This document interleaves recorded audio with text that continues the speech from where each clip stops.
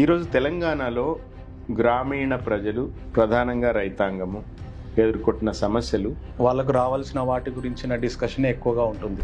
సబ్సిడీలు అనుకోండి, ఫ్రీ బీజ్ అనుకోండి, రైతు భరోసా, కొత్త పేరు. కరువు కూలి అసలు గత సంవత్సరంలో రానేలేదు ఎవరికి.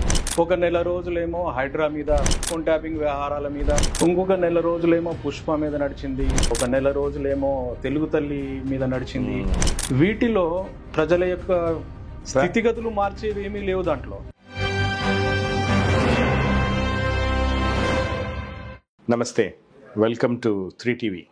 ఈరోజు మనము తెలంగాణ గ్రామీణులు లేదా రైతాంగము ఎదుర్కొంటున్న సమస్యల గురించి మాట్లాడుకుందాం. మనతో పాటు మీకు అందరికీ చిరపరిచితులైన పాశం వెంకటేశ్వర రెడ్డి అని ఉన్నారు. అన్న నమస్తే, వెల్కమ్ టు ది షో. నమస్తే శ్రీశైల్, నమస్తే 3TV ప్రేక్షకులకు.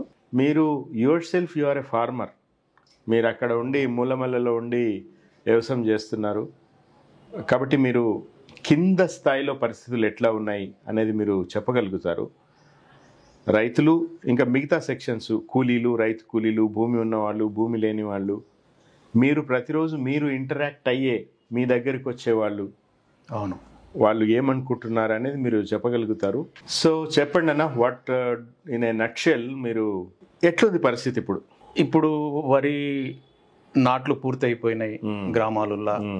ఈసారి చాలా ముందుగానే వేశారు. నీళ్లు కూడా సరిపోతాయో లేదో అన్నట్టుగా కొంచెం తొందరగానే అందరు నాట్లు పూర్తి చేసేస్తున్నారు. మెయిన్ సీజన్, ఖరీఫ్ సీజన్ అయిపోయింది. ఒడ్లు అమ్మేశాము. మనకు గ్రామాల్లోకి వెళ్ళి కూర్చోగానే ఇప్పుడు రేపు వచ్చే టాపిక్స్ అంతా ఏంటి అంటే వాళ్ళకు రావాల్సిన వాటి గురించిన డిస్కషన్ ఎక్కువగా ఉంటుంది.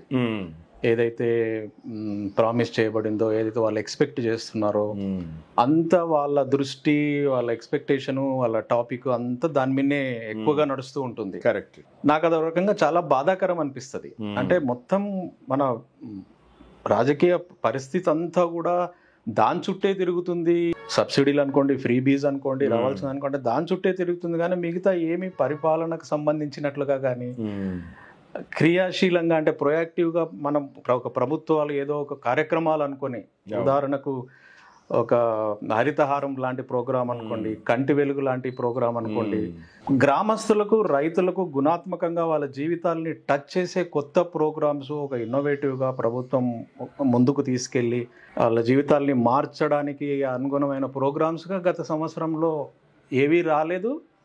ఎవరికి దాని మీద ధ్యాస కూడా లేకుండా పోయింది. ఎందుకంటే కంప్లీట్గా టాపిక్ అంతా కూడా ఈ ఎదురుచూపుల ద్వారానే హైజాక్ అయిపోయినట్లుగా నాకు అనిపిస్తుంది.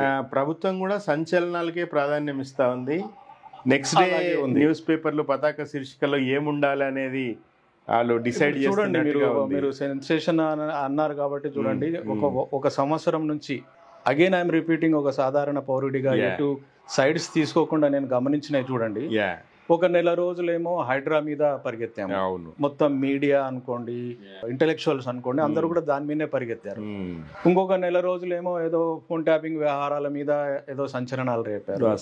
ఇంకొక నెల రోజులేమో పుష్ప మీద నడిచింది, ఒక నెల రోజులేమో తెలుగు తల్లి మీద నడిచింది.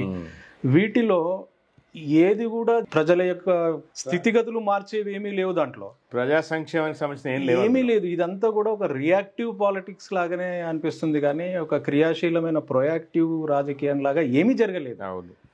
దాన్ని బట్టి చూస్తే ఇప్పుడు రైతులు కూడా ఏమనుకుంటున్నారంటే, అవన్నీ ఎందుకు సార్, వాటి గురించి ఎవరికి ఆలోచన లేదు, వీళ్ళు ఈ ఉచ్చులో, ఈ సుడిగుండంలో తిరుగుతున్నట్లుగానే అనిపిస్తుంది, తల బయటికి పెట్టే గాలి పీల్చుకోవడానికి అన్నట్లుగా ఉంది సార్ వాళ్ళది.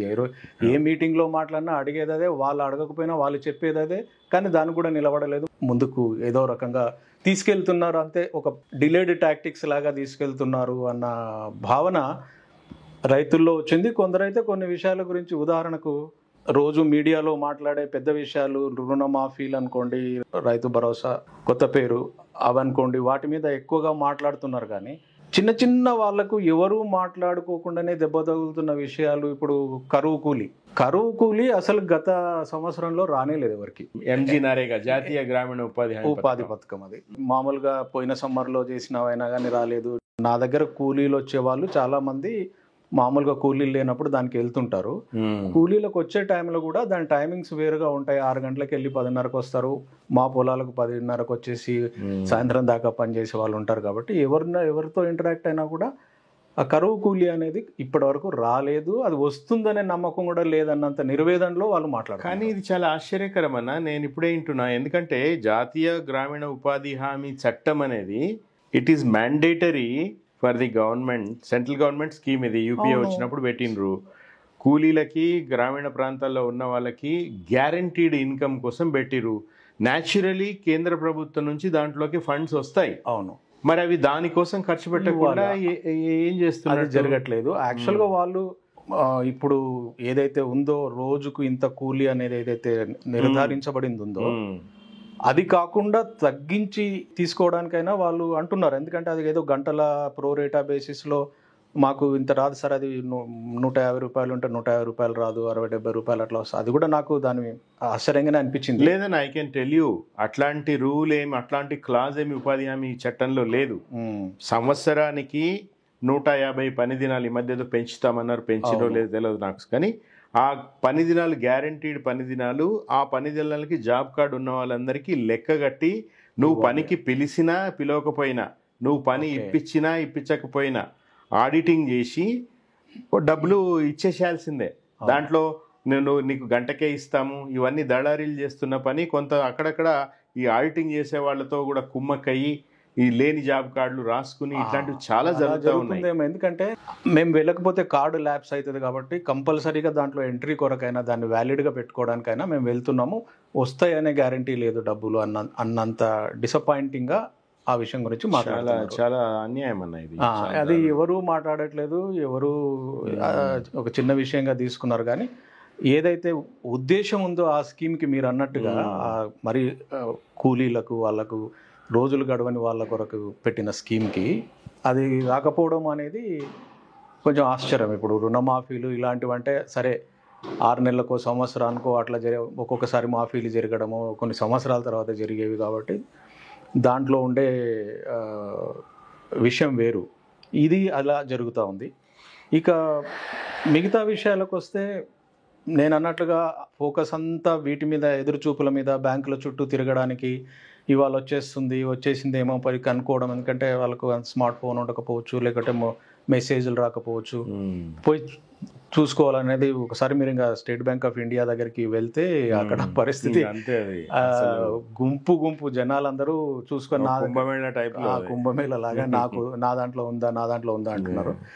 ఇంకొకటి ఏంటంటే ఆ రుణమాఫీలో నేను పోయినసారి మాట్లాడినప్పుడే చెప్పాను, 2 లక్షల పైగా ఉన్న వాళ్ళకు ఆ లాజిక్ ఎందుకు ఆపాలి, మీరు ఏదైతే ఇంత ఇవ్వాలి, ఒక రైతుకు 2 లక్షలు ఇవ్వాలనుకుంటే అంతవరకు ఇచ్చి అతను ఇంకా ఏమైనా 2 లక్షల పైగా ఉంటే అది ఆయన కట్టుకుంటే మళ్ళీ ఒకసారి బ్యాంకు రుణాలు ఇచ్చే ఇది కలగజేస్తే చాలు వెలుసుబాటు.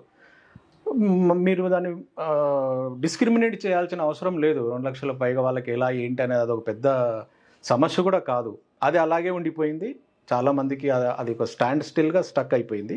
ఇప్పుడు ఇంకొక విషయం ఏంటంటే, ఇప్పుడు ప్యాడీ అమ్మిన తర్వాత ఎంఎస్పి ప్రకారంగా పే చేయడం జరిగింది. ఏదైతే బోనస్ అమౌంట్స్ ఉన్నాయో గత నెల 45 రోజుల క్రితం అమ్మినాయి కూడా, అందులో నేను కూడా ఉన్నాను ఒక సఫరర్ని. కాబట్టి ఫ్రమ్ ది హార్సెస్ మౌత్ మీ అనుభవం నుంచి మీరు చెప్తారనే మాట్లాడ్డా. ఆ బోనస్ అమౌంట్ అనేది రాలేదు. ఆ బోనస్ అమౌంట్ ఎందుకు ఇంపార్టెంట్, అది అదనంగా ఇచ్చేదే కదా అని అనొచ్చు. కాకపోతే మీరు రైతులుగా మేమంతా ఏం చేశామంటే, ఇప్పుడు బయట ఏదైతే మిల్లర్స్ దగ్గర ప్రైస్ ఉందో అది ఇన్క్లూడింగ్ ఎంఎస్పి ప్లస్ బోనస్ కి అడ్జస్ట్ అయిపోయింది. ఓకే, అంటే ఒక రైతు బయట అమ్ముకుంటే ఇమ్మీడియట్ గా మనీ వచ్చేస్తుంది. ఇప్పుడు అవసరం, ఇప్పుడు పెట్టుబడులు పెట్టాలి, నాట్లు అవుతున్నాయి, ఇప్పుడు మళ్ళా 25 రోజుల్లో పైపాటుగా మందులు చల్లాలి, ఇవన్నీ ఉన్నాయి కదా. బయట అమ్ముకుంటే ఒకవేళ డిస్కౌంట్ ఇమ్మీడియట్ గా డబ్బు కావాలి అనుకుంటే ఆ ఒక నెల వడ్డీ పట్టుకొని మనీ ఇచ్చేస్తారు మిల్లర్స్. లేదు ఒక నెల ఆగుతాను అంటే ఫుల్ ప్రైస్ ఇచ్చేస్తారు. ఆ పద్ధతి ఉంది. రైతులు ఏం చేస్తారంటే అప్పులు తెచ్చిన దగ్గర కానీ, లేకుంటే ఇమ్మీడియట్ గా ఇన్పుట్స్ కి మళ్ళీ కొత్త అప్పు తీసుకునే బదులు ఈ డబ్బు వాడుకుందాము అనుకునే వాళ్ళు డిస్కౌంట్ చేసేసుకొని 1 మంత్ వడ్డీ పట్టేసుకొని తీసుకుంటారు క్యాష్. సో రొటేషన్ జరుగుతుంది. ఇప్పుడు ఈ బోనస్ ఆశ చూపించారు కాబట్టి కంపల్సరీగా అందరూ మనం గవర్నమెంట్ మార్కెట్ యార్డ్ లోనే అమ్మడం జరిగింది మిల్లర్స్ కి ఇవ్వకుండా కాబట్టి 500 రూపాయల బోనస్ 500 రూపాయల బోనస్ వస్తే బాగుంటుంది అని. 500 రూపాయల బోనస్ ఎప్పుడైతే కన్ఫర్మ్డ్ గా తెలిసిపోయిందో మిల్లర్స్ కూడా they have adjusted their price దానికి. ఇప్పుడు ఇక్కడ అమ్మేశాం కాబట్టి ఇప్పుడు నేను రోజు ఎదురు చూడడమే కానీ అది అమ్మి నెల పైగా అవుతుంది, ఇప్పటివరకు రాలేదు. దాన్ని కూడా మేము పరిగణలోకి తీసుకొని ఎక్స్పెండిచర్ అనుకోండి, లేకుంటే ఇంకా వేరే అరేంజ్మెంట్ ఏమీ చేసుకోకుండా ఉన్నాం కాబట్టి అది ఆగిపోవడం జరిగింది. అది ఇప్పుడు సన్న వడ్లకు మాత్రమే కదా 500 రూపాయలు సన్న వడ్లకు మాత్రమే ఇస్తున్నారు. ఒకటి ఏంటంటే చాలా వరకు 90-95% వరకు అందరూ సన్న వడ్లే వేసారు. ఇప్పుడు కూడా కంప్లీట్ గా ఆర్ఎన్ఆర్ కానివ్వండి, సోనా కానివ్వండి, అలాంటి రకాలే కేఎన్ఎం కానివ్వండి, అలాంటి రకాలే వేస్తున్నారు. ఎందుకంటే అదొకటి ఆ బెనిఫిట్ అనేది ఒకటి వస్తుంది కాబట్టి దిగుబడి అధికంగా వచ్చే దొడ్డు ఓడ్లు మానేసి మామూలుగా యావరేజ్గా ఒక 35 బస్తాలు 45 బస్తాలకు మించి పండని సన్న వడ్ల లాంటివి అందరూ 100% దానిలోకే వేసుకుంటాం. నిన్న మనము నెక్లెస్ రోడ్ పీపుల్స్ ప్లాజా నర్సరీ అది చూద్దామని పోయినాం. అవును, మనం పోయే టైంకి వ్యవసాయ శాఖ మంత్రి గారు వచ్చిండ్రు అక్కడికి. అవును, ఏది అది ఓపెనింగ్ కోసం వచ్చిండ్రు. తుమ్మల నాగేశ్వరరావు గారు కలిసాము. అవును, వచ్చారు, కలిసాము. మా పాత పరిచయాలు ఉండడం వల్ల మేము టీడీపీలో కలిసి పని చేయడం వల్ల ఆయన కూడా బాగా పలకరించారు. మిమ్మల్ని ఇంట్రడ్యూస్ చేసినప్పుడు ఆయన ఒక మాట అడిగారు మిమ్మల్ని, అవును, వరి ఎందుకు వేస్తున్నారు అని అడిగారు. అవును, ఎందుకు అడిగి ఉంటారు ఆయన? సాధారణంగా వరిని డిస్కరేజ్ చేస్తున్నారు. ఎందుకు అంటే ఒకటేంటంటే తోటల మీద హార్టికల్చర్ మీద ఫోకస్, ప్రత్యామ్నాయ పంటలు వేయకుండా, డిఫరెంట్ డైవర్సిఫికేషన్ చేయకుండా కేవలం వరి మీదనే పడుతున్నారు అనేది ఒక నాకు తెలిసిన ఆలోచన. వారు మర్మగర్భంగా ఎందుకు అడిగారో వాళ్ళ లోపల బహుశా వరి వేసినంత కాలం ప్రభుత్వం మీద బరువు అనే ఉద్దేశంతో కావచ్చు. తర్వాత వాటికి ఎట్లాగంటే ఇమ్మీడియట్ గా సెటిల్ చేయాల్సిందే దానికి అమ్ముకోవడం. ఇప్పుడు మిగతావి ఎంఎస్పి అనేది కేంద్ర ప్రభుత్వం అనౌన్స్మెంట్ చేసినా గానీ పత్తి, మిరప, మిగతా పంటలు ఇవన్నీ ఏవి కూడా ఎంఎస్పి మీద ఆధారపడిన పంటలు కావు. వాటికంటే ఎక్కువ రేట్లకు కూడా పోతాయి. తర్వాత సాధారణంగా వాళ్ళు అమ్మేసుకుంటారు చిన్న చిన్న మార్కెట్ యార్డ్లోకి. అవును, వరి అనేది తప్పనిసరిగా ఆ సర్క్యూట్ లోకి వెళ్లాల్సిందే, మార్కెట్ యార్డ్ల ద్వారా అమ్మాలి. ఇప్పుడు ఈ బోనస్ వచ్చింది కాబట్టి ఇంకా తప్పనిసరిగా ప్రభుత్వానికి ఎంఎస్పి కిందనే అమ్మాలి అనేది ఉంది. అదొకటి. మిగతా బ్రాడ్ రీజన్స్ నాకు యాజ్ ఏ ఫార్మర్ కానీ లేకుంటే అగ్రికల్చరిస్ట్గా తెలిసింది ఏంటంటే వరి అనేది ఎక్కువ నీటిని వినియోగించుకొని తక్కువ ఎకరాల్లో పంట పండియడానికి అది ఎక్కువ నీటిని తినేస్తుంది. దాని బదులు ఒక ఎకరా ప్యాడీ వేసే బదులు ఒక 4-5 ఎకరాలు గోధుమ వేసుకోవచ్చు, ఇంకా వేరే పంటలు వేసుకోవచ్చు, జొన్నలు వేసుకోవచ్చు, బిల్లెట్స్ వేసుకోవచ్చు అనేది అందరూ సజెస్ట్ చేస్తున్నారు. వాటర్ కన్జంప్షన్ పర్యావరణంగా చూసినా కూడా యాక్చువల్గా వరి అనేది గ్లోబల్ వార్మింగ్ కి వరి అనేది ఒక కారణం. ఎందుకంటే దీంట్లో ఎనరోబిక్ అండ్ ఏరోబిక్ కల్టివేషన్ అని ఉంటాయి. కంప్లీట్ గా నీళ్లు నింపి చేస్తాం కాబట్టి విషవాయువులు అనేది కార్బన్ డైఆక్సైడ్ అనేది అట్లా ఆ విధంగా రిలీజ్ అయ్యి మన అగ్రిమెంట్ ఉందో గ్లోబల్ కార్బన్ ఫుట్ ప్రింట్ దానికి మన దగ్గర అమెరికా లాగా వెహికల్స్ లేవు కానీ మనం ఎక్కువ ప్యాడీ పండిస్తాం కాబట్టి అమెరికా అనేది ఏంటంటే మన దేశమే ఎక్కువగా పర్యావరణానికి హాని చేస్తుంది వరి పండించడం ద్వారా అని. అందుకనే ప్రభుత్వం ఫుల్లీ ఫ్లడెడ్ ప్యాడీ బదులు ఇర్రిగబుల్ డ్రై అంటే మామూలుగా 6 తడులు పెట్టుకొని పండించే వరి మీదకి ఫోకస్ చేస్తుంది. అగ్రికల్చర్ గ్రాడ్యుయేట్ గా నాకు తెలిసిన ఇది దాని కొరకని చాలా రాష్ట్రాల్లో ఇప్పుడు లక్నో తర్వాత ఒరిస్సా ఇట్లాంటి ప్రదేశాల్లో ఫ్లడెడ్ రైస్ బదులు ఇరిగబుల్ డ్రై కానీ డ్రై రైస్ కానీ పండిస్తే పర్యావరణానికి హాని తగ్గుతుంది అనేది ఒకటి, నీటి వినియోగం బాగా తగ్గుతుంది అనేది ఒకటి. వరి విషయంలో 2 అభిప్రాయాలు ఉన్నాయన్న. ఒకటేమో అవసరానికి మించిన ప్యాడీ మన దేశం పండిస్తోంది అనేది, గోదాములలో మూలుగుతా ఉన్నాయి ఎఫ్సిఐ గోడౌన్స్లో.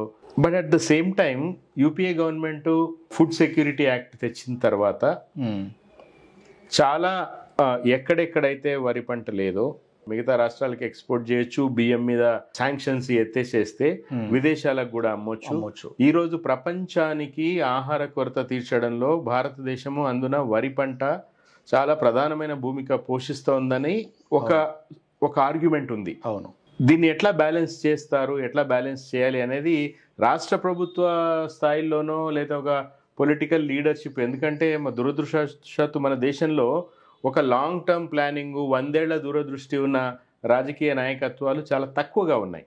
మీరు మొదట్లో చెప్పినట్టుగా ఏ రోజుకు ఆ రోజు సంచలనాలు కలిగించే అంశాలను తీసుకోవడము అవే జరుగుతున్నాయి. ఒక రియాక్టివ్ పాలిటిక్సే తప్ప కూర్చుని ఆలోచించి I was really pleasantly surprised when Tummala Nageswara Rao గారు సెడ్ ఎస్టర్డే వరెందుకు పండిస్తారన్న ఆయన ప్రశ్న నన్ను ఆలోచనలో పడేసింది. ఒకటి ఇమ్మీడియట్గా యాజ్ ఎ పొలిటీషియన్ నేను కూడా వీళ్ళు బోనస్ ఎగ్గొట్టడానికి ఇట్లా అంటున్నారు, డిస్కరేజ్ చేస్తున్నారని నేను అనొచ్చు, పొలిటికల్ మార్క్స్ కొట్టేయడానికి, గోల్ చేయడానికి. కానీ అది కాదు కదా, that is a short sighted view. అవును. సో ఎందుకు రెండు రకాలైన ఆలోచనలు ఉన్నాయి వరి పంట మీద అనేది ఇంకొద్దిగా దీన్ని మీరు విశదీకరించండి అన్న. ఒకటి, రైతుగా చూస్తే వ్యవసాయ విస్తరణాధికారులు ఉన్నారు, అగ్రికల్చరల్ ఎక్స్టెన్షన్ ఆఫీసర్స్ ఉన్నారు. ఓకే, మేమందరం ఒకప్పుడు ఆ ఉద్యోగాల్లోకి వెళ్ళి వచ్చిన వాళ్ళమే గ్రాడ్యుయేషన్ తర్వాత. అవును. ఏదైతే కేంద్ర ప్రభుత్వము దిగుబడి అధికం చేయాలా, రైతుల ఇన్కమ్ డబుల్ చేయాలి అనే ఒక ప్రణాళికలు అనుకోండి, రాష్ట్ర ప్రభుత్వానికి సంబంధించింది కూడా సాయిల్ శాంపుల్స్ సెలెక్షన్ చేసేసి వాళ్ళకి అడ్వైజులు ఇవ్వాలి. తర్వాత అట్లాగే విస్తరణాధికారులు సస్యరక్షణ పైన కానివ్వండి, అధిక దిగుబడికి సూచనలు కానీ ఇవ్వాలి అనేది వాళ్ళ కార్యక్రమం. అది వాళ్ళ ముఖ్య ఉద్దేశం. అది వాళ్ళు కేవలం రైతు బంధు రికార్డ్ మెయింటైన్ చేయడము అట్లాంటివే చేస్తున్నారు. గ్రామాల్లోకి రావడం కానీ, రైతులకు సూచనలు ఇవ్వడం కానీ నేనైతే చూడలేదు. గ్రామాల్లో మీటింగులు పెట్టి వాళ్ళకు సస్యరక్షణ పైన కానీ, ఫర్టిలైజర్ అప్లికేషన్ లో మెలకువలు చెప్పడం అనేది నేను చూడలేదు. నేను చిన్నప్పటి నుంచి కూడా లేదు కదా. కానీ వాళ్ళు ఉండి చేయాల్సిన పని మాత్రం అదే, విస్తరణాధికారులు. అయితే ఇక్కడ వరి విషయానికి వచ్చినప్పుడు మిగతా పంటలకు బ్యాలెన్సింగ్ ఇవన్నీ మీరు లోతుగా అడిగారు కదా. నేను వ్యవసాయం టేకప్ చేసిన తర్వాత, రిటైర్మెంట్ తర్వాత, నేను నిన్న మన మినిస్టర్ గారు కూడా చెప్పింది ఏంటంటే, మాకున్న కొన్ని పొలాలు వరికి తప్ప వేరే దేనికి పనికిరావు అని అన్నాను. వారికి ఇంకొక విషయం కూడా చెప్పడం టైం దొరకలేదు. ఆ వరికి తప్ప ఏదైతే ఆ పరివాహక ప్రాంతంలో ఉన్నాయో అక్కడ దిగబడతాయి, ఊబిలాగుంటుంది, నీళ్ళాగుతాయి, కాబట్టి వేరే పంటలకు రాదు. హార్టికల్చర్ మీద ఇంట్రెస్ట్ ఉంది కాబట్టి నేను నా రిటైర్మెంట్ తర్వాత నా ఫండ్ పెట్టి నేను పొలాలు కొన్ని తోటలు, మామిడి తోటలు, బత్తాయి తోటలు, ఇవన్నీ తోటలు వేశానని చెప్పాను. ఇంకొకటి ఏంటంటే, ఆ వరి పండించే పొలాల్లో కూడా గత 6-7 సంవత్సరాలలో రైతు బంధుని ఆసరాగా తీసుకొని నేను ఎంతో పొలాన్ని నేను దాన్ని క్లీన్ చేసేసి రాళ్ళు రప్పలు తుప్పలు తీసేసి వ్యవసాయ యోగ్యంగా చేశాను. మాకు ఒక పైసా సహాయం వచ్చింది అంటే ఆ ధైర్యంతో ఇంకొక దానికి ఒక పైసా కలిపి దాదాపు నేను ఒక 30-40% ఆఫ్ ద ల్యాండ్ నిరుపయోగంగా ఉన్నదాన్ని నేను సాగులోకి తీసుకొచ్చి వరిని పెంచడం జరిగింది. వరిని మానుకోకపోవడానికి కొన్ని కారణాలు ఉన్నాయి. వరికి అలవాటు పడిన రైతు ఆ మెలకువలు అనుకోండి, ట్రెడిషనల్ గా పండించే పంట కానీ అనుకోండి, minimum guaranteed yield, minimum guaranteed మిగులుబాటు అనేది ఒక వరిలో చూస్తున్నాడు రైతు. వరిలో నేను నష్టపోయాను, నా పెట్టుబడి నెత్తికొచ్చింది అనేది చాలా తక్కువ. మిరపలో అది జరుగుతుంది, పత్తిలో అది జరగవచ్చు. ఏది ఎంఎస్పి ఇవ్వకున్నా, బోనస్ ఇవ్వకున్నా, ఏమి ఇవ్వకపోయినా కూడా వాటిలో ఎందుకు అంటే వాటిలో అవుట్పుట్లు ఎక్కువ. సడన్ గా పెస్ట్ డివాస్టేటింగ్ లెవెల్లో ఉధృతంగా రావడము, మందులు వాడాల్సి రావడము, పంట పండకపోవడం జరుగుతుంది. ఇప్పుడు 1,00,000 రూపాయలు ఒక ఎకరాకు ఇంకా పైనే పెట్టుకోవాలి మిరప అయితే పెట్టుబడి. వరికి పెట్టుబడి మాక్సిమం మొన్నటి ఖరీఫ్ లో నేను ఒక 20-30 మంది రైతులు యావరేజ్ తీస్తే 32,000 నుంచి 35,000 పర్ ఏకర్ ఖర్చు వచ్చింది. రైట్. ఈ దాదాపుగా వాళ్ళకు ఒక 35 బస్తాలు పండినా కూడా ఇప్పుడు ఎంఎస్పి కింద వాళ్ళకు ఎకరా కనీసం ఒక 10-15,000 మిగులుతాయి. అది జరుగుతుంది. ఈ ఎకరానికి 30-35,000 ఖర్చులో ఎవ్రీథింగ్ ఈజ్ ఇంక్లూడెడ్. విత్తనాలు, ఎరువులు, పురుగు మందులు, కలుపు తీత, కళ్ళం చేయడం, లీజ్. అది నేను చెప్పేది సొంత పొలం ఉన్న రైతు. లీజ్ తీసేస్తే ఒక 10,000 ఎకరాకు తీసేస్తే ఆ లీజ్ కట్టుకునే ఫార్మర్ కి మార్జినల్ గా ఏమైనా ఎకరాకు ఒక 10,000 దాకా మాక్సిమం మిగిలొచ్చు. ఆ గ్యారంటీ ఉంది వరిలో. ఈ మిగతా పంటల్లో మామూలుగా ఎంఎస్పి గురించి ఎవరు అడగట్లేదు. మార్కెట్ యార్డ్ ఎందుకు లేదు. ఇప్పుడు ఒకప్పుడు వేరుశనగ విపరీతంగా వేసేవాళ్ళు మా వైపు. కంపల్సరిగా వాళ్ళు వనపర్తి రోడ్ వచ్చి మార్కెట్ యార్డ్ లోనే అమ్మేది ఉండేది గద్వాలకు కానీ ఇక్కడ. ఇప్పుడు ఆ పంట కూడా తగ్గిపోయింది, ఎక్కువ వరి. అయితే వరి రైతు అదొక కంఫర్ట్ లెవెల్, ఒకటి కంఫర్ట్ జోన్ ఒకటి. రెండవది ఏంటంటే, నేను వరి పండిస్తున్నాను, తోటలు వేస్తున్నాను, రెండూ ఉన్నాయి. తోటల విషయంలో 2-3 సంవత్సరాల క్రితం నుంచి హార్టికల్చర్ డిపార్ట్మెంట్ వాళ్ళు దానికి సహాయం కొరకు ఉదాహరణకు మొత్తం టోటల్గా ఎన్ని నంబర్ ఆఫ్ చెట్లు ఉన్నాయో ఒక ఫారెస్ట్ అది కూడా ఈ ఎన్విరాన్మెంటల్ యాంగిల్లో ప్రతి చెట్టుకు ప్రతి సంవత్సరానికి ఇంత డబ్బులు వస్తాయని చెప్పి మా దగ్గరకు వచ్చి ఆ GPS మ్యాపింగ్ చేసి మా పొలాలు ఎన్ని చెట్లు ఉన్నాయి, నా దగ్గర ఒక 750 మామిడి చెట్లు ఉన్నాయి, ఈ చెట్లు ఇన్ని ఉన్నాయని మొత్తం ఇంతకని రికార్డ్స్ మా నంబర్స్తో సహా సర్వే నంబర్స్తో సహా ఇవ్వడం జరిగింది. అది ఏమైందో తెలియదు ఇప్పటివరకు, ఏమీ రాలేదు. అంటే మిగతా పంటలు మన రాష్ట్రంలో మిగతా రాష్ట్రాల్లో వేరే కావచ్చు, వేరే వాళ్ళ ముఖ్యమైన పొలిటికల్ హాట్ బెడ్స్ కావు, ఏది ప్యాడీ లాగా రైట్ పొలిటికల్ హాట్ బెడ్స్ కావు. అంటే పాలసీలో ఏమైనా తలకిందులు అయిపోతే అంత పెద్ద అప్రోర్ రాదు నేను అనుకోవడం. అది ఇప్పుడు నన్ను ఎవరు పట్టించుకోవట్లేదు. నా మామిడి చెట్లు వీటన్నిటికీ ఇచ్చి 2 సంవత్సరాల క్రితమే మా పొలం దగ్గరకు వచ్చేసారు, మ్యాపింగ్ చేశారు, మీకు చెట్టుకు ప్రతి సంవత్సరానికి ఇంత వస్తుంది, ఎందుకంటే మీరు కాంట్రిబ్యూట్ చేస్తున్నారు, ఆక్సిజన్ జనరేట్ అవుతుంది చెట్టు కాబట్టి అన్నట్లుగా. అంటే యాక్చువల్గా అఫారెస్ట్రేషన్స్ కి ఇవ్వాల్సింది తోటలకు కూడా ఇస్తున్నారు. ఓకే, ఎందుకంటే మీరు ఆల్రెడీ చెట్లు పెంచారు కాబట్టి. ఎట్లా చెట్టుకి ఇంత అని వాళ్ళు కట్టి ఇస్తారా? చెట్టుకు 50 రూపాయలు 100 రూపాయలు వాళ్ళు మన అకౌంట్ లో వేసేస్తారు. Because you are growing trees which are beneficial to the environment. అంటే ఇట్లా జరిగింది ఎప్పుడైనా అకౌంట్ లోకి డబ్బులు రావడం? నాకు అసలు జరగలేదు. ఓకే, స్టేట్ అగ్రికల్చర్ డిపార్ట్మెంట్ అది కొన్ని సంస్థలు కూడా కలగజేసుకొని, NGOs కలగజేసుకొని మా ఫీల్డ్ విజిట్ చేసి ఇవన్నీ చేశారు. వాటికి ఏమీ బెనిఫిట్ రాలేదు. సో పంట మార్పిడికి రెండవ పంటలోకి దూకాలి అంటే దాంట్లో ఉండే సాధక బాధకాల్ని, తర్వాత ఆ మోటివేషన్, మార్కెటింగ్ గ్యారంటీ ఉండాలి. ఇలాంటి స్కీమ్స్ ఏమైనా తోట పెట్టినప్పుడు మాకు డ్రిప్ ఇరిగేషన్ సబ్సిడీ వచ్చింది. అది ఆ జైన్ ఇరిగేషన్ వాళ్ళు కలుగజేసుకొని వాళ్ళు మాకు సప్లై చేయడము అది జరిగింది. అది ఆ తర్వాత మిగతా ఇట్లాంటి బెనిఫిట్స్ కానీ అవన్నీ ఇవి రావట్లేదు. ఇప్పుడు ఒకటి ఈ పప్పు ధాన్యాలు ఉన్నాయి కదా, అవును, కందిపప్పు కానీ, పెసరపప్పు కానీ, మినప్పప్పు కానీ, తర్వాత మిల్లెట్స్, ఇవన్నీ కూడా ఈరోజు మనం బయట కొనాలంటే చాలా కాస్ట్లీ ఉన్నాయి. అవును, వరి బికాస్ ఆఫ్ ఇట్స్ స్కేల్, వరికి వీటికి చాలా వ్యత్యాసం ఉంది ప్రైస్లో. అవును, మనం బియ్యం కొనుక్కున్నంత ఈజీగా మినపగుళ్ళు కొనుక్కోలేం. అవును. సో ఈ పంటలు పప్పు ధాన్యాలు కానీ, మిల్లెట్స్ కానీ ఇంత కాస్ట్లీ ఉన్నప్పుడు, ఇంత డిమాండ్ ఉన్నప్పుడు అవి పండిస్తే దానికి మార్కెట్ గ్యారంటీ ఇస్తాము అని ప్రభుత్వాలు ఎందుకు ఆ దిశగా ఆలోచించవు? చెయ్యాలి, ఎందుకు అది చాలా అవసరం, కూడా చాలా అవసరము. ఇప్పుడు నేను ఇంకా సర్వీస్లో ఉన్నప్పుడు విషయం చెప్తున్నాను. ఈ విషయం కేంద్ర ప్రభుత్వం లెవెల్లో కూడా చాలా సంవత్సరాల నుంచి నానుతున్న ముఖ్యమైన విషయం ఏంటంటే, మన భారతదేశంలో న్యూట్రిషన్ విషయం తీసుకుంటే ఒక సాధారణమైన గ్రామాల్లో ఉండే వాళ్ళు కానీ, లోవర్ మిడిల్ క్లాస్ వాళ్ళు కానీ, న్యూట్రిషన్ విషయంలో మన వాళ్ళకు అతి ముఖ్యమైన లోపం ఏంది అంటే ప్రోటీన్ లోపం చాలా ఉంది. మీరు స్కూళ్ళలో కూడా అందుకనే రోజుకు ఒక గుడ్డు ఇవ్వడము, బాయిల్డ్ ఎగ్ ఇవ్వడం, ఇట్లాంటి స్కీమ్లను ఇంట్రడ్యూస్ చేయడానికి కారణం ఏంటి అంటే ప్రోటీన్ కొరకు. ఎక్కువగా కార్బోహైడ్రేట్స్ తింటున్నారు, రైస్ తింటారు, జొన్నలు, మిగతా అవన్నీ తింటారు, ఆలుగడ్డలు ఇలాంటివి తింటారు. ఏం తిన్నా కూడా కార్బోహైడ్రేట్ ఫోకస్డ్ ఫుడ్ ఉంటుంది. నూనెలు తింటారు. చాలా మంది మామూలుగా గ్రామాల్లో అంతా ఆరోగ్యకరమైన నూనెలు కాకపోవచ్చు, పామ్ ఆయిల్ ఏదైనా కానీ, కాకపోతే ఆయిల్స్ అయితే తింటున్నారు. ప్రోటీన్ లోపం ఉంది. కాబట్టి టాటా కెమికల్స్తో కలిపి నేను పనిచేసిన టాటా ర్యాలీస్ కంపెనీ, టాటా ర్యాలీస్ అనేది టాటా కెమికల్స్లో ఒక అంతర్భాగంగా ఉంది. మేము ఎన్నో ప్రణాళికలు గవర్నమెంట్తో వర్క్ చేసి ప్రోటీన్ పెంచడానికి పల్స్ ప్రోగ్రామ్స్ మేము క్రియేట్ చేసాం. అది మీరు అన్నట్లుగా కందులు, మినుములు, పెసర్లు, ప్రోటీనేషియస్ ఫుడ్ చేయాలని చెప్పి ఆ టైంలోనే యాక్చువల్గా ఇవన్నీ మనం పండించినప్పుడు వాళ్ళకు పంటకు సరైన ఇది ఇవ్వాలి, ప్రొక్యూర్మెంట్ చేయాలని ఇప్పుడు టాటా సంపన్నులో రావడానికి కారణం అది. నేను ఆ కంపెనీ ఆ ర్యాలీస్లో ఉన్నప్పుడు స్టార్ట్ చేసిన ప్రాజెక్ట్ అది. ఇప్పుడు టాటా సంపన్ను మనకు కందిపప్పు కానీ ఇవన్నీ కూడా మనకు ప్యాకేజ్ ఫుడ్ దొరుకుతా ఉంది.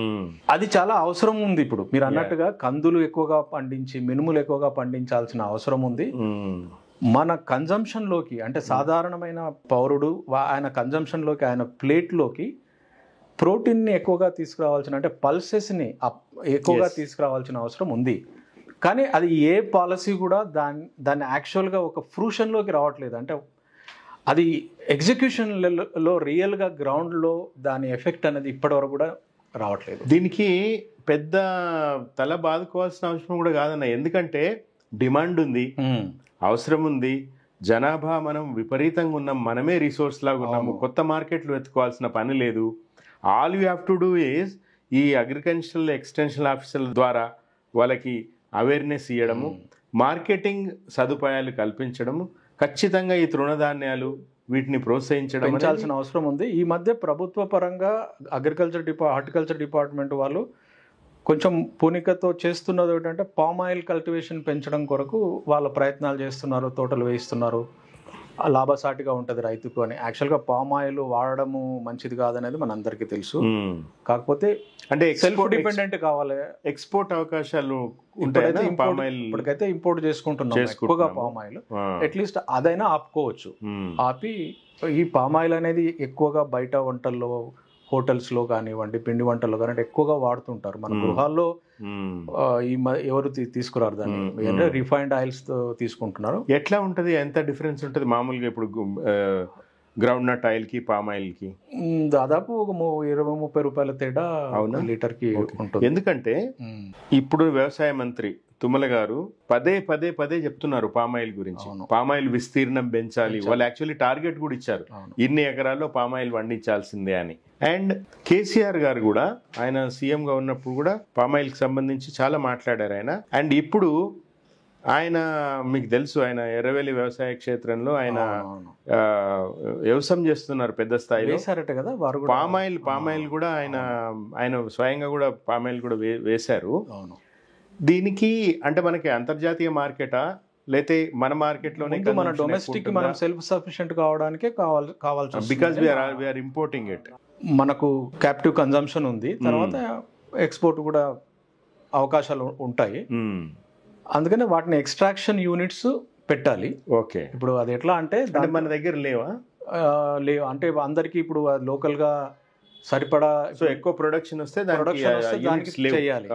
ఓకే, అది పామ్ ఆయిల్ లో ఎలా అంటే అది చెరుకు పండియడంతో సమానం. అంటే కంపల్సరిగా కొన్ని వేల ఎకరాలు అనేవి ఒక ఎక్స్ట్రాక్షన్ యూనిట్ కి, ఒక ఫ్యాక్టరీకి అనుబంధంగా, ఇప్పుడు చెరుకు ఉంది అనుకోండి, ఒక షుగర్ ఫ్యాక్టరీ కింద ఇన్ని ఎకరాలు రావాల విస్తీర్ణంలో, రాకపోతే ఫ్యాక్టరీ వైబుల్ కాదు, రైతులకు ఇబ్బంది అవుతుంది. అలాగే పామ్ ఆయిల్ కూడా ఇట్ ఈస్ డిపెండెంట్ ఆన్ అది.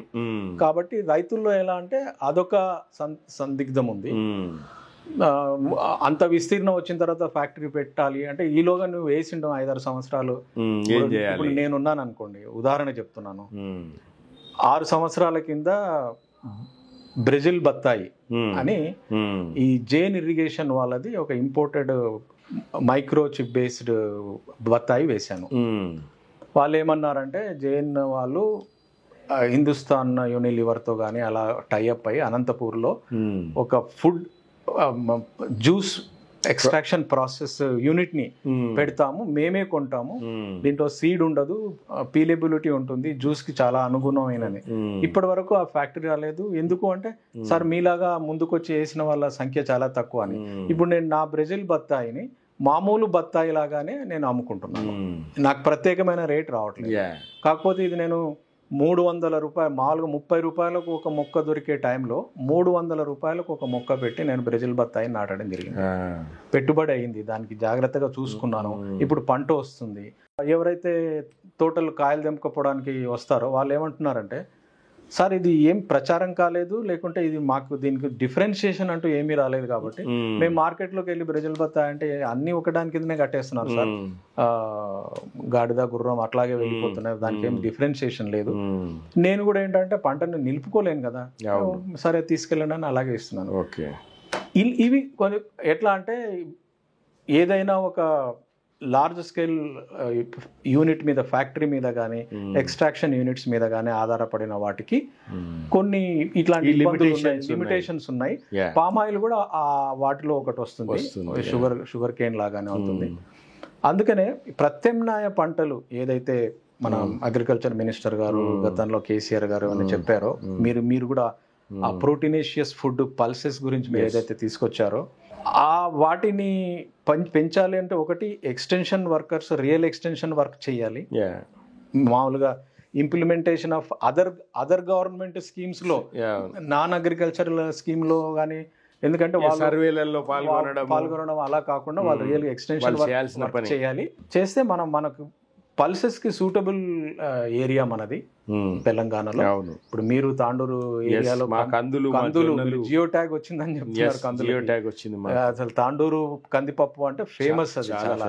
సో అట్లా చేసుకోవాలి. అలా చేసి మనము రైతులకు అవగాహన క్రియేట్ చేసి ప్రాక్టికల్ గా ముందుకు వచ్చిన రైతులకి ఇబ్బంది లేకుండా చేసాము అనుకోండి, అది నడుస్తుంది. ఇప్పుడు కంది జొన్న మా సైడు తాండూరు సైడు కానీ మా కానుకున్న కర్ణాటక ప్రాంతంలో కానీ లార్జ్ స్కేల్లో వేస్తారు.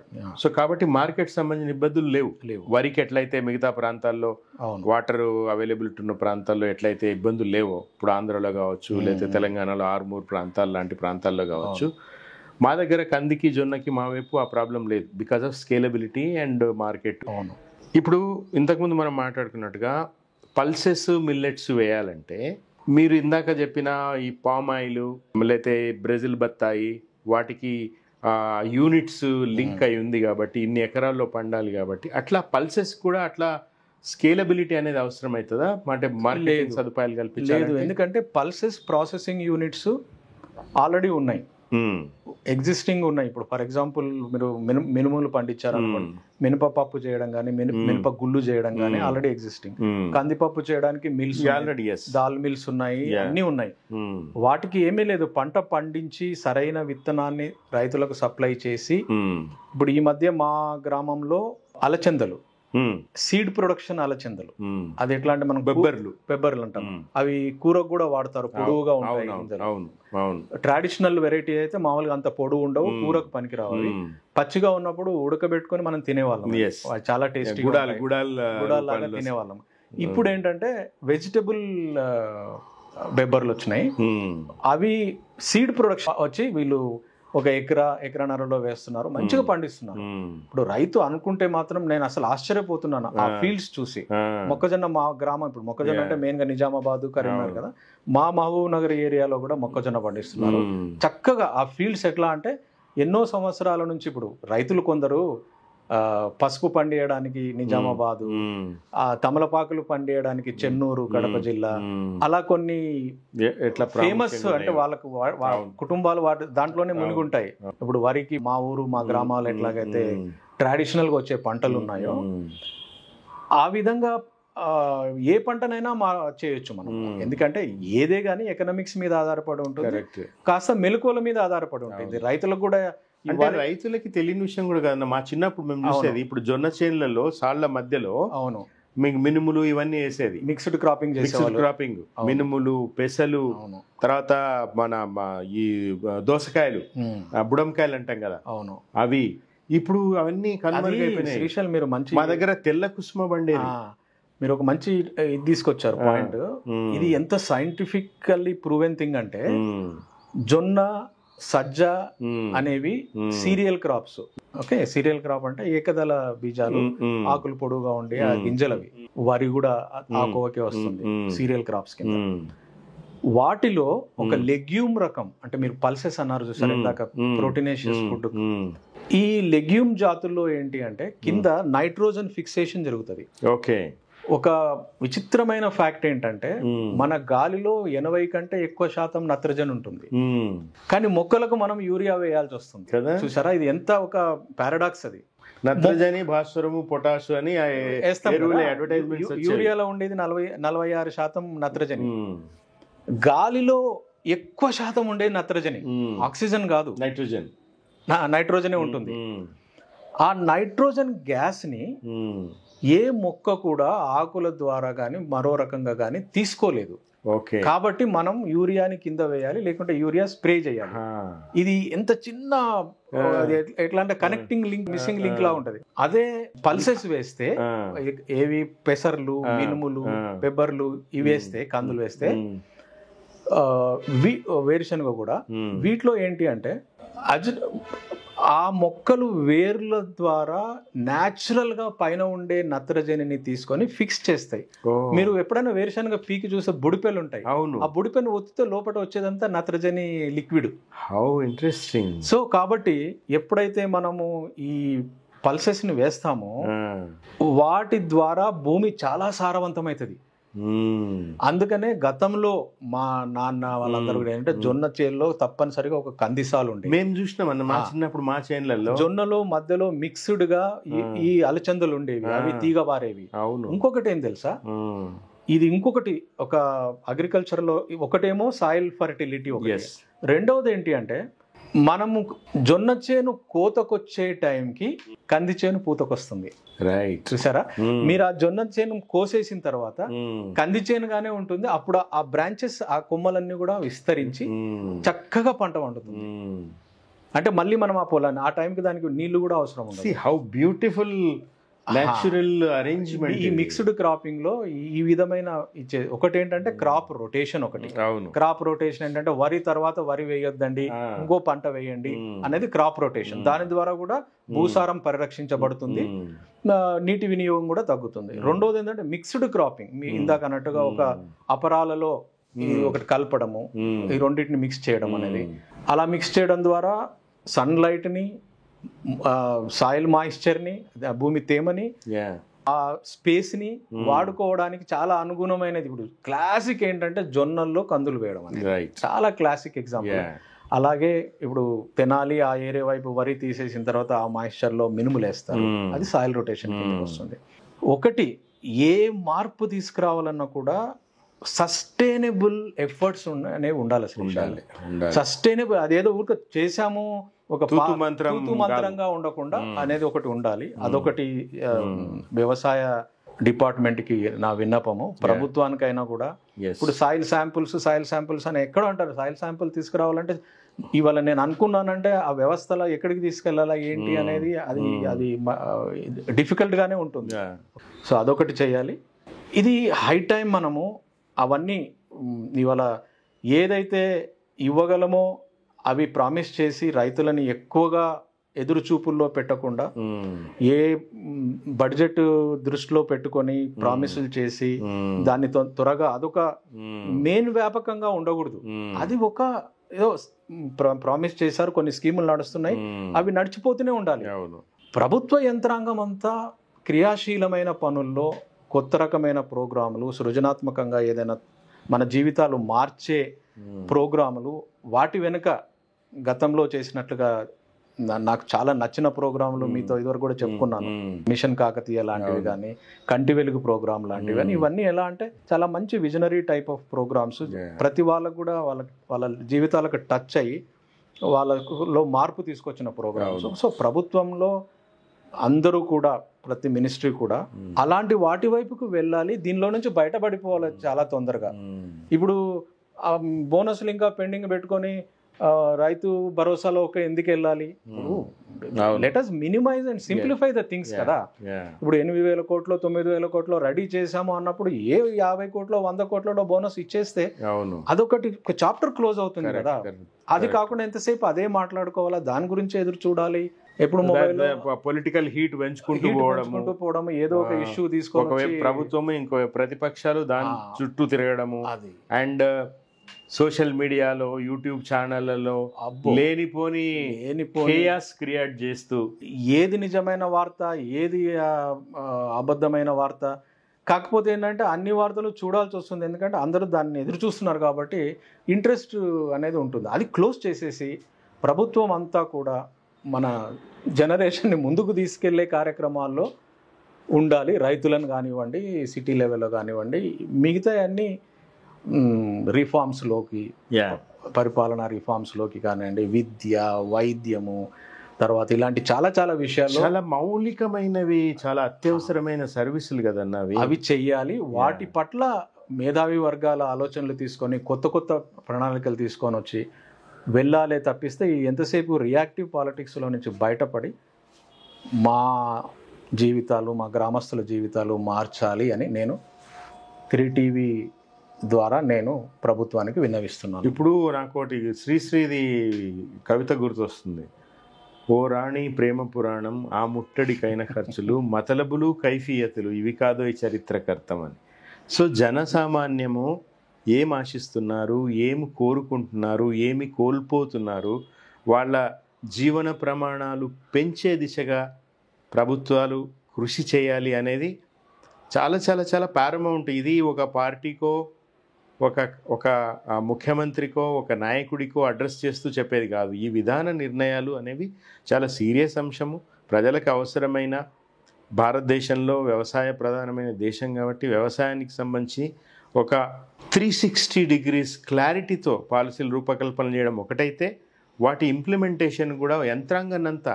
మనకు ఒక అదృష్టం ఏంటంటే అన్న, భారతదేశంలో మనకి తెలంగాణలో అన్నీ ఉన్నాయి. మంచి కష్టం చేసి పంటలు పండించే రైతాంగం ఉంది, కూలీలకు కొదవలేదు, మానవ సంపదకు కొదవలేదు.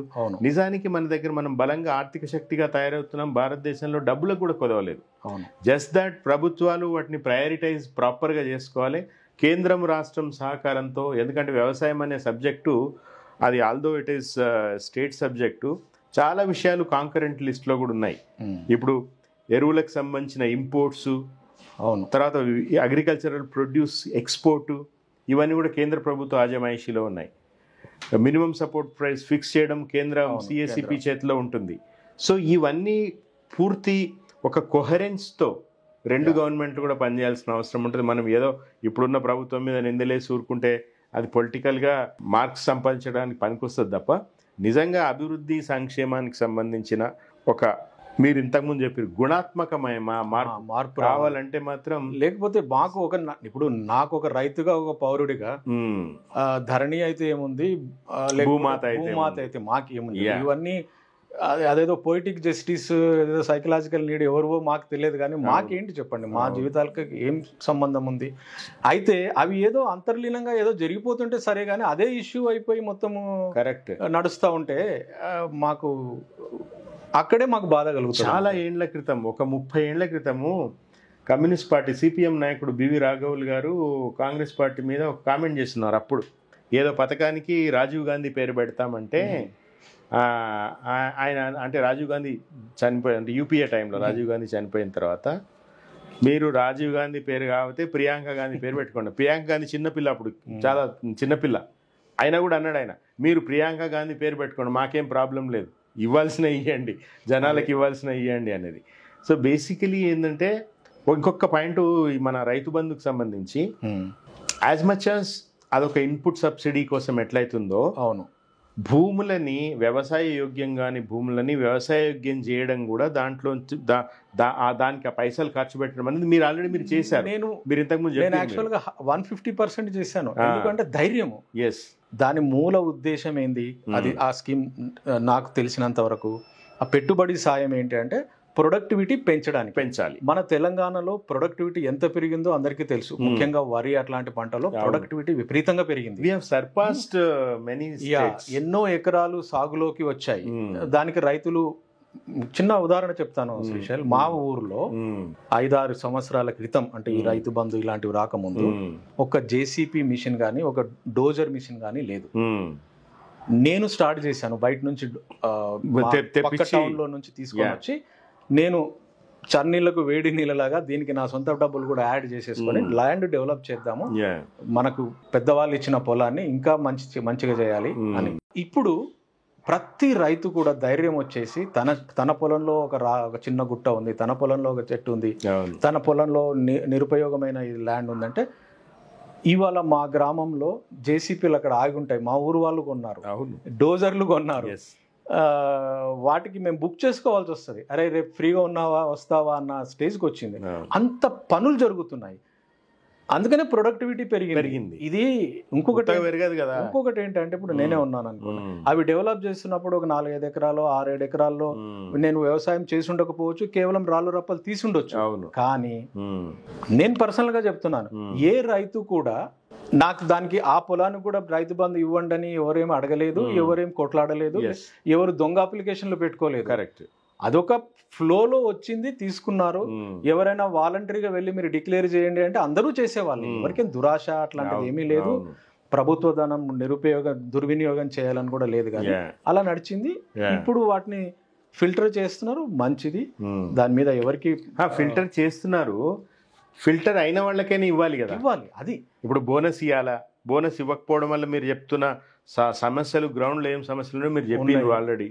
మా మిత్రులే తుమ్మల గారు, మీకు కూడా ఒక విజ్ఞప్తి ఏంటంటే, సన్నాలకి బోనస్ ఇవ్వమని అడుగుతున్నారు రైతులు, రైతు బంధు వద్దంటున్నారని ఆ మధ్య మీ పేరుతో ఒక స్టేట్మెంట్ వచ్చింది. అది కరెక్ట్ కాదు సార్. ఎందుకంటే రైతు బంధు అనేది ఇన్పుట్ సబ్సిడీ, ఇందాక పాషమాన చెప్పినట్టుగా భూమిని వ్యవసాయం చేయడం ఒకటైతే, పంటల దిగుబడి పెంచడం అనేది ప్రధాన ఉద్దేశం.